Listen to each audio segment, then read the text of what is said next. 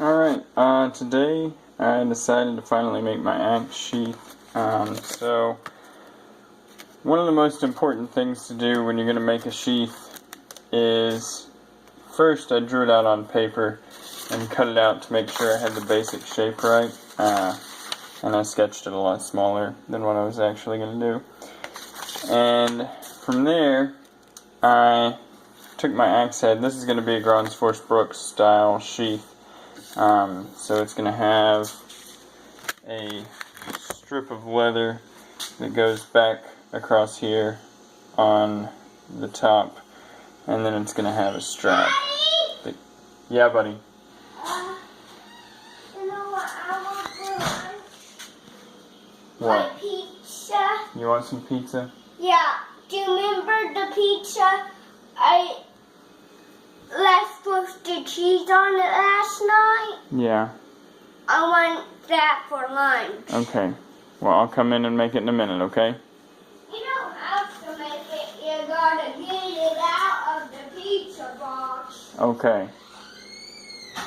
Alright. So, what I did was, once I knew the basic shape, I took a Sharpie and just traced the profile of my axe head, and then laid it sideways, traced that profile, laid it the other way, traced that profile. So at that point, I wasn't thinking about it when I cut it out. I cut it directly along the lines on this part down here. So I did think about it whenever I got down to this part. You need to cut it wide so that you've got room for your rivets. So I took this and formed it up essentially the way it was going to fit on the axe to make sure it would fit over the head correctly. Everything fits well, but if you'll notice, I've got room for rivets out here in front of the bit, but it just comes down right to the bottom there. So that's why you want to cut that out. Number one, you're going to use it whenever you actually draw your pattern onto your leather, but number two, you want to cut it out and make sure that everything is actually the right size. And I didn't have a ton of room for rivets right there, so I made that a little longer as well. And so then,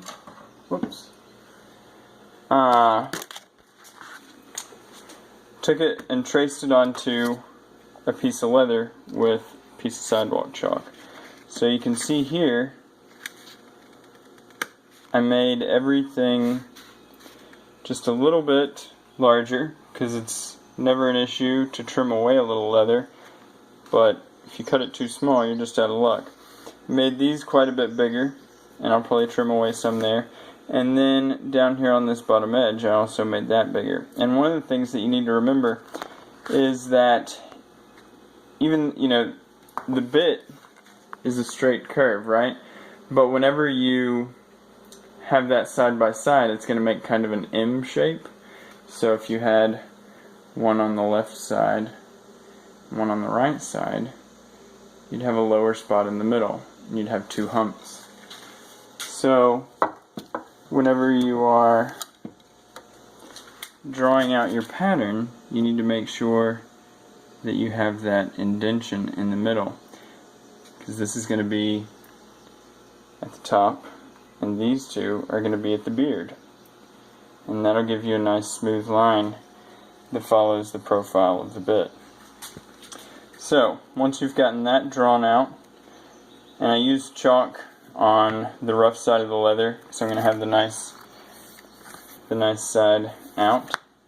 Didn't want to draw on it, but I used chalk so that if I did mess up, I could just wipe it away, and that worked out really well. So now I'm going to cut this. I've got it sitting on a piece of granite on my workbench, but I'm going to put it over top of a piece of cardboard, and I'm going to use an X-Acto knife to cut it out. And as you heard on there, my son is ready for lunch. So there will be a part 2.